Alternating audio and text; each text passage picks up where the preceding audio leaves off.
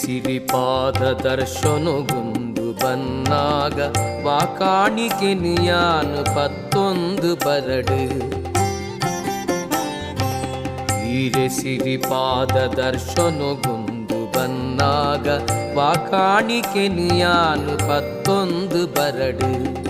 ಎನ್ನ ಪಂಪಿನದಾದ ಸರ್ವಲಾಯಿರೆನವು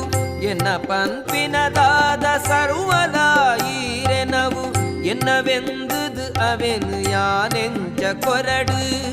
என்னவெந்தது அவனு யானெஞ்ச கொரடு ஈர சிரிபாத